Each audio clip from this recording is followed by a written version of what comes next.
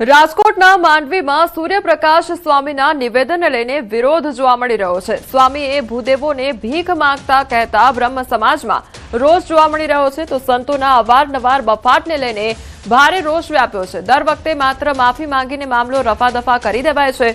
બ્રહ્મ સમાજ દ્વારા તે વાત કરવામાં આવી છે, તો આગામી સમયમાં વિરોધ પ્રદર્શન કરવાની ચીમકી પણ ઉચ્ચારવામાં આવી છે। देवी देवताનું બારંવાર અપમાન કરે છે અને કાલે તો એને હદ હટાવી નાખી છે।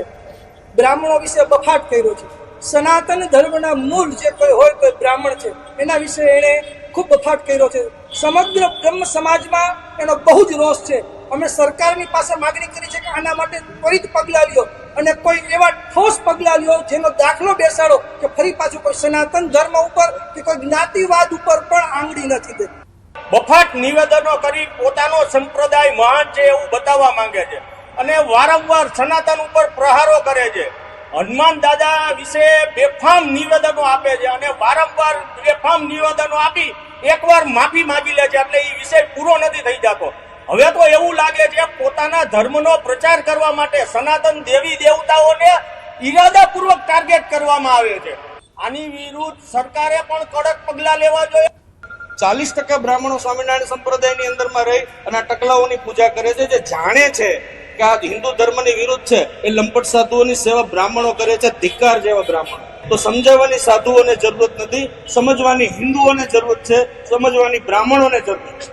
મને એવું લાગે છે કે આના માતા પિતાએ પણ ફરીથી બ્રાહ્મણોને બોલાવી અને એની માફી માંગવી જોઈએ અને ફરીથી આવા ઠગના સારા સંસ્કારો આવે માટે બ્રાહ્મણો પાસેથી વિધિ વિધાન કરાવવું જોઈએ, એ જ અભ્યર્થના। અને આવનારા સમયમાં બ્રાહ્મણો પણ આનો જડબાતોડ જવાબ આપશે। કચ્છના માંડવીમાં સૂર્યપ્રકાશ સ્વામીના વિવાદિત નિવેદનને લઈને વિરોધ જોવા મળી રહ્યો છે। માંડવી વિવાદ મામલે સંતે માફી માંગી છે। બ્રહ્મ સમાજ સાથે બેઠક બાદ વિવાદનો અંત આવ્યો છે। વિવાદિત શબ્દો બદલ સંતે વ્યક્ત કરી છે દિલગીરી। સનાતન એકતા માટે સમાધાનનો માર્ગ અપનાવ્યો, તો માંડવીમાં બ્રહ્મ સમાજ સંતો વચ્ચે સુખદ સમાધાન થયું છે। વાયરલ વિડીયો બાદ સર્જાયેલી ગેરસમજ દૂર થઈ છે। આપણી સનાતનની પરંપરા એક ભગવો આપણી પાસે નમે કે ભગવા પાસેથી આપણે માફી મંગાવીએ એ પણ કેટલું યોગ્ય। તો આપણે પણ બધાએ પ્રબુદ્ધ છીએ, બ્રહ્મ સમાજના બધાએ આપણે ભગવાન પરશુરામના વંશવારસો છીએ, તો આપણે પણ સમજદારી રાખી આ વિષયને ખોટી હવા આપી અને આનો કોઈ વામપંથી લાભ લે, કોઈ રાજકીય લાભ લે, તો આવું ન થવું જોઈએ। જય સ્વામિનારાયણ, જય પરશુરામ। ગઈકાલે જે શબ્દો બોલાયા ત્યારે આજે આખો આ બ્રહ્મ સમાજ જિલ્લા અધ્યક્ષ સ્થાનેથી પધારેલા દીપકભાઈ, તાલુકા અધ્યક્ષ સ્થાનેથી પધારેલા પવિત્ર ભૂદેવો એની સંગાથે ઉપસ્થિતિમાં આજે સુખદ સમાધાન થયું છે। એ જોઈ મને અંતરમાં બહુ આનંદ થયો કે તમારી આટલી ઉદારતા એને જોઈને મને ખરેખર બહુ આનંદ થયો છે। દેવભૂમિ દ્વારકા જિલ્લામાં છેલ્લા કેટલાક દિવસોથી ડીઝલની અછતને લઈને ખેડૂતો ભારે મુશ્કેલીનો સામનો કરી રહ્યા છે। ખેડૂતોને ખેતીના કામ માટે સમયસર ડીઝલ ન મળતા વાવણી પૂર્વની કામગીરી પ્રભાવિત થઈ રહી છે। તેવામાં હવે ખંભાળિયા મામલતદાર કચેરી દ્વારા બહાર પાડવામાં આવેલા નવા પરિપત્રે ખેડૂતોની ચિંતામાં વધુ વધારો કર્યો છે। પરિપત્ર મુજબ હવે ખેડૂતોને ડીઝલ મેળવવા પહેલા પોતે ખેડૂત હોવાના પુરાવા રજૂ કરવા ફરજિયાત બનાવવામાં આવ્યા છે, જેમાં 7/12ની નકલ, 8A ની નકલ, આધાર કાર્ડની નકલ તેમજ ટ્રેક્ટરની આરસી બુકની નકલ રજૂ કરવી પડશે। આ ઉપરાંત ડીઝલ લેવા માટે જે ખેડૂતનું નામ દસ્તાવેજોમાં હશે તે વ્યક્તિએ જાતે જ હાજર રહી ડીઝલ મેળવવાનું રહેશે।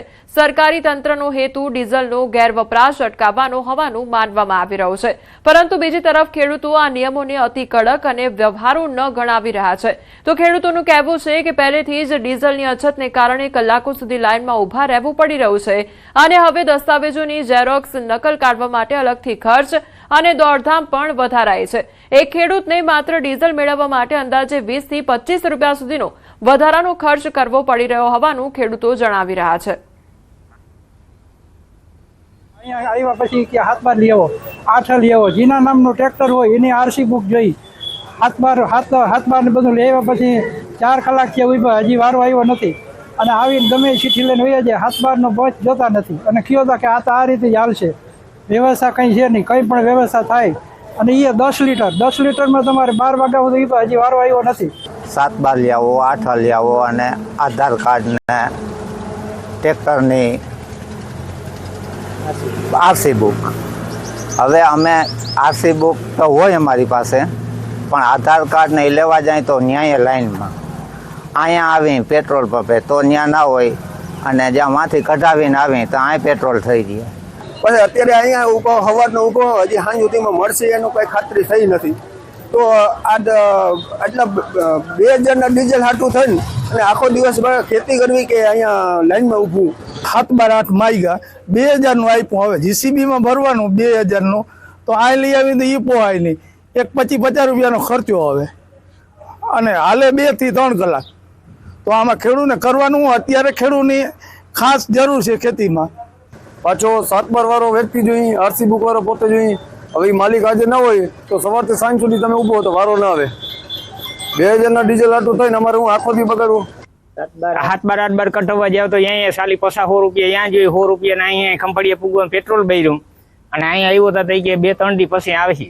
હાલના સમયમાં ખેડૂતોને ડીઝલની વધારે જરૂરત હોય, જેના કારણસર ખેડૂતો હાલમાં મોટી સંખ્યામાં ડીઝલનો જથ્થો લેવા માટે આવી જાય છે, જેના કારણોસર ડીઝલનો જથ્થો જલ્દી ખૂટી જાય છે.